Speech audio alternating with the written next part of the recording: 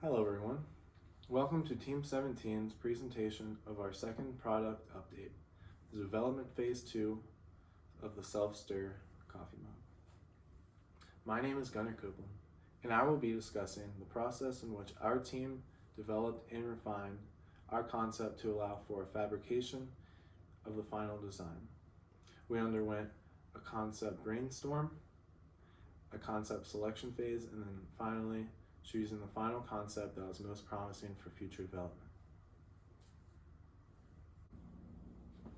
Early developmental efforts focused on the project planning. We started by identifying a mission statement, which was to create a product that can stir liquid within itself and mass produce it on Virginia Tech's campus. We identified our customer as being students and faculty on Virginia Tech's campus, and then we underwent multiple different surveys to identify customer needs, interpreted the needs, identified specifications, and then we chose metrics for those specifications to measure to the degree that the design concept meets the customer needs. So the customer needs were identified to be independent stir capabilities, be able to carry to and from campus without spilling, so we want it to be sealable, easy to clean, and then also easy to use. So the metrics that go along with these customer needs are mixing time, weight, size, sealability, and then also number of pieces. We want to keep that to a minimum. The first step of our concept development was the functional decomposition of the end function, which was just to provide homogeneous liquid mixture to the user. So this function was broken down into 3 different subfunctions. Simply to hold liquid, and then we also need an energy input to drive the rotation, and then the mixing apparatus, which is the interface between the coffee mug itself and then the liquid to drive the mixing motion. So from there, our team underwent a mapping process to brainstorm multiple different concepts. So again, we started out with the stir coffee and creamer function as the end function, and then we branched out into the energy inputs. We identified the magnetic input, a spring input, electric motor, and then manual stir. And then from these energy inputs, we branched out again to the mixing apparatuses. So from here we get multiple different options and a variety of ways we can mix and match the energy inputs to the mixing apparatuses. Next, we use the combination table to organize further and to make a complete design concept.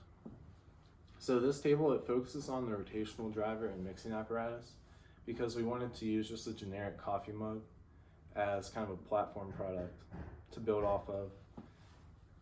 And so the coffee mug from subfunction 1, it flows into the rotational drivers. So we identified 5 promising rotational drivers: thumb stir, electric motor, coiled cord, magnet, and then the spring. And then from there, we mix and match the rotational drivers to various mixing apparatuses. So this forced us to think outside the box and think about different ways we could implement the subfunctions together to have an end concept that maybe wouldn't have been obvious to start with.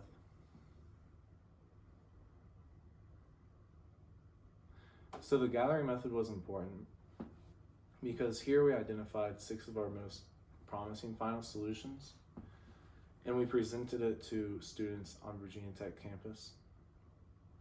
And we got really important feedback that helped us narrow our designs and kind of refine some of the rougher edges of our self-stir coffee mug. So we found that it was important for students that the design be simple, so they really liked the thumb wheel because very simple, just spin, very intuitive. And then they wanted it to be aesthetically pleasing. And finally, they wanted the stirring mechanism to be out of the way and subtle, so it wouldn't obstruct their actual drinking motion.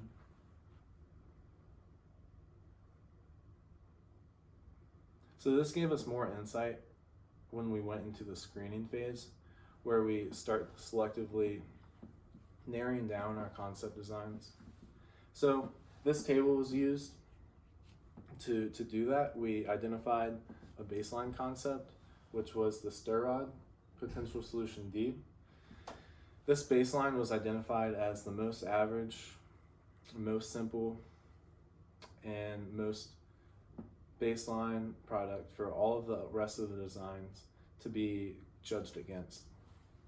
So if the selection criteria over here to the left was deemed to be better than the stir rod design, then it would be a 1.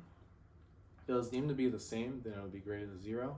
And then if it was deemed to be less than the stir rod, then it would be deemed a -1. So here we were able to eliminate 2 of our designs and move to the scoring phase. So this scoring phase, we identified one final design by scoring the selection criteria of the final 4 most promising remaining concepts. So here the most important number is this final score of 3.19 for the rod stir, which was our baseline.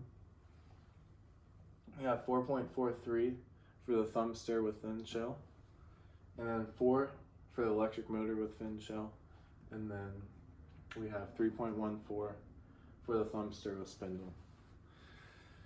So we decided, based off of this result, to develop the thumb stir with fin shell. We felt that it would be more reliable than the electric motor with the fin shell.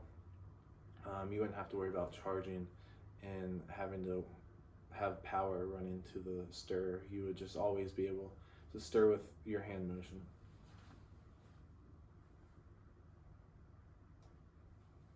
So as a final result, the thumb stir with fin shell is what we developed, and this is the CAD model of that product.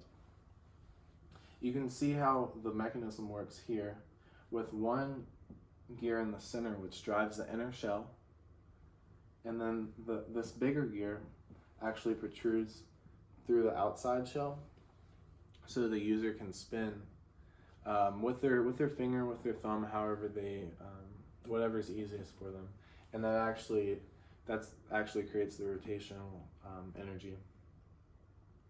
And then from there, the fins actually are placed on the inside of the inner shell, which cause the interface between the coffee mug and the liquid to actually mix together. So this design has a lot of things going for it. It's simple, it's ergonomic, the mechanisms are subtle, and it's also very efficient. So thank you for watching Team 17's presentation on the development phase 2 of the self-stir coffee mug.